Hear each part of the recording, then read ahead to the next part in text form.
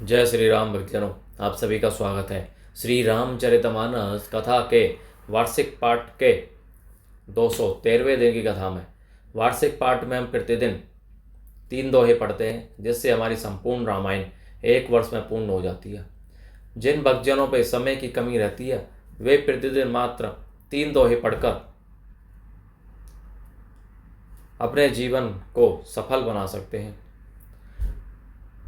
रामायण पाठ प्रतिदिन करने से हम अपने दैनिक सामाजिक जीवन में आने वाली कठिनाइयों को आसानी से पार करते हुए अपने जीवन को सफल, सुखमय व मंगलमय बना सकते हैं।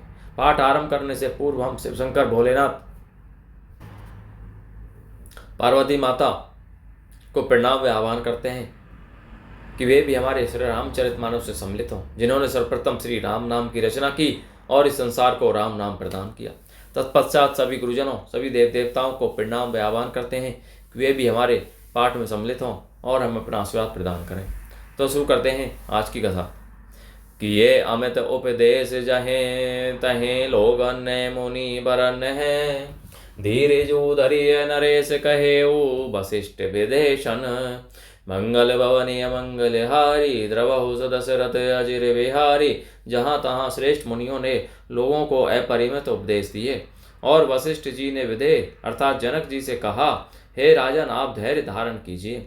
जासु ज्ञानु रवि भव निशीनासा वचन किरण मुनि कमल विकासा, ते ही की मोह ममता नियराई, यह सिय राम सने बड़ाई।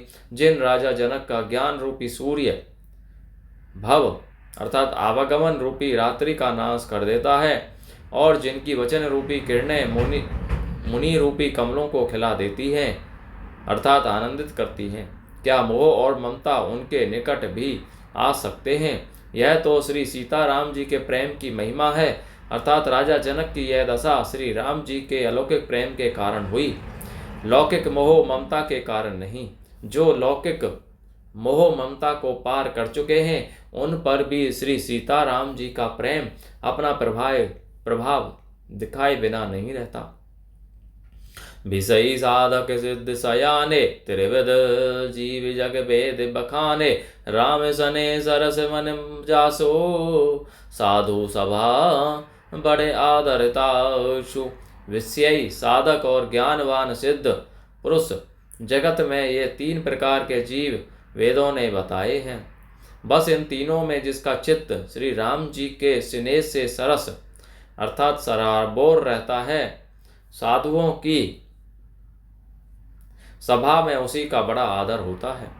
सोहोन राम पैम बेनु ग्यासो, करन धार बिनु जिमी जल जानु, मुनि बहु विधि विदेहु समुझाए, राम घाट सभी लोग नहाए।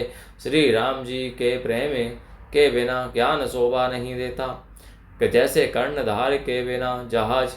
वशिष्ठ जी ने विदेहराज अर्थात जनक जी को बहुत प्रकार से समझाया। तदंतर सब लोगों ने श्री राम जी के घाट पर स्नान किया।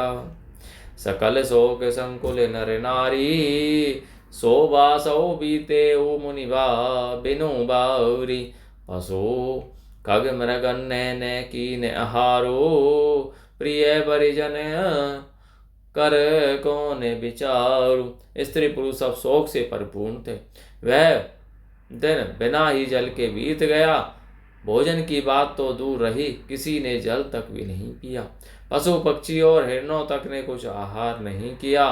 तब प्रियजनों एवं कुटुंबियों का तो विचार ही किया जाए। दो समाज निमि राजो रघुराजो पर नहाने प्रातः, बैठे सब बट बिटप तर मन मलिन कृस गाउत, मंगल भवनीय मंगल हारी द्रवहु दशरथ अजिर बिहारी। निमिराज जनक जी और रघुराज रामचंद्र जी तथा दोनों ओर के समाज ने दूसरे दिन सवेरे स्नान किया और सब बड़ के वृक्ष के नीचे जा बैठे। सबके मन उदास और शरीर दुबले हैं। जय महीसुर दशरथपुरवासी, जय मिथिलापति नगर निवासी, हंस वंश गुरु जनक पुरोधा, जिन्हें जग मागो परमार्थ सोधा। जो दशरथ जी की नगरी अयोध्या के रहने वाले और जो मिथिलापति जनक जी के नगर जनकपुर के रहने वाले ब्राह्मण थे तथा सूर्यवंश के गुरु वशिष्ठ जी और जनक जी के पुरोहित सतानंद जी, जिन्होंने सांसारिक अभ्युदय का मार्ग तथा परमार्थ का मार्ग छान डाला था, लगे कहन उपदेश अनेका सहित धर्म। नए मृति विवेका कौशिक कही कही कथा पुरानी। समुझाई सब सभा शोभानी। वे सर्व धर्म नीति वैराग्य तथा विवेक युक्त अनेकों उपदेश देने लगे। विश्वामित्र जी ने पुरानी कथाएं अर्थात इतिहास कह कहकर सारी सभा को सुंदर वाणी से समझाया। तब रघुनाथ कौशिक ही कहे ओ, नाथ काली जल बिनु सबू रहे। मुनि कह उचित कहत रघुराई, गयो बीती दिन पहरे अढ़ाई। तब श्री रघुनाथ जी ने विश्वामित्र जी से कहा कि हे नाथ, कल सब लोग बिना जल पिए ही रह गए थे, अब कुछ आहार करना चाहिए। विश्वामित्र जी ने कहा कि श्री रघुनाथ जी उचित ही कह रहे हैं, 2.5 पहर दिन आज भी बीत गया। ऋषि रूक लखी कह तेर होती राजो, यहाँ उचित नहीं असन अनाजो। कहा भूप बल सब ही सुहाना, पाई रजाए सुचले नहाना। विश्वामित्र जी का रुख देखकर तेरे होते राज जनक जी ने कहा, यहाँ अन्न खाना उचित नहीं है। राजा का सुंदर कथन सब के मन को अच्छा लगा। सब आज्ञा पाकर नहाने चले। ते ही अवसर फल फूल दल मूल अनेक प्रकार, लई आए वजन चर विपुल भरी भरी कावेरी भार। मंगल भवन मंगल हारी, द्रौ दशरथ अजय विहारी।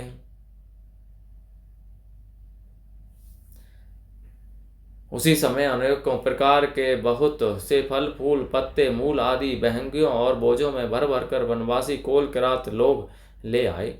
कामद भेगिरी राम प्रसादा, अविलोकत अपहरत विषादा। सर सरिता वन भूमि विभागा, जनु ओमेगत आनंद अनुरागा। श्री रामचंद्र जी की कृपा से सब पर्वत मनचाही वस्तु देने वाले हो गए। वे देखने मात्र से ही दुखों को सर्वथा हर लेते हैं। वहाँ के तालाबों नदियों वन और पृथ्वी के सभी भागों में मानो आनंद और प्रेम उमड़ रहा है।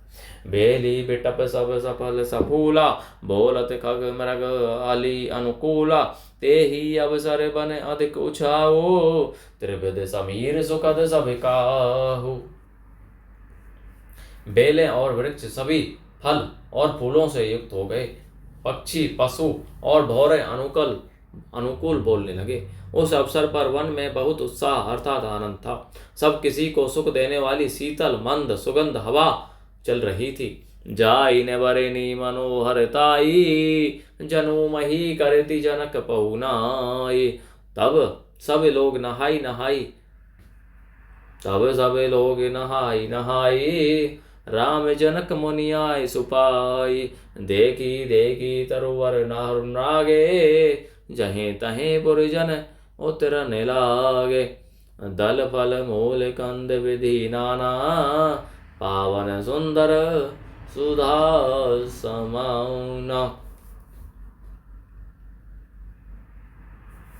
वन की मनोहरता वर्णन नहीं की जा सकती, मानो पृथ्वी जनक जी की पहुनाई कर रही है। तब जनकपुर वासी सब लोग नहा नहा कर श्री रामचंद्र जी जनक जी और मुनि की आज्ञा पाकर सुंदर वृक्षों को देख देख कर प्रेम में भरकर जहां तहां उतरने लगे। पवित्र सुंदर और अमृत के समान स्वादिष्ट अनेकों प्रकार के पत्ते फल मूल और कंद सादर सब कहें, राम गुर बटै भरी भरी भार। पूजी भीतर सुर अतिथि, गुर लगे करन फर आहार। मंगल भवन अमंगल हारी, द्रवौ दशरथ अजय विहारी।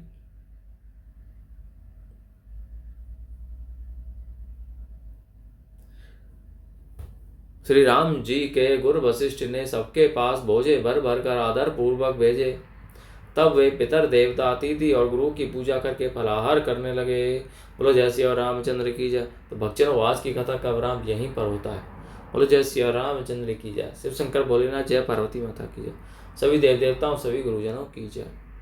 बोलो जय श्री रामचंद्र की जय। तो आप सभी से अनुरोध है कि इस रामायण पाठ को अपने बंधु बांधवों, मित्रजनों, सगे संबंधियों, बड़े बूढ़ों को पढ़ने के लिए कहें, जिससे वे रामायण पाठ करके अपने जीवन को सफल कर सकें और आप परम पुण्य का भागी बने।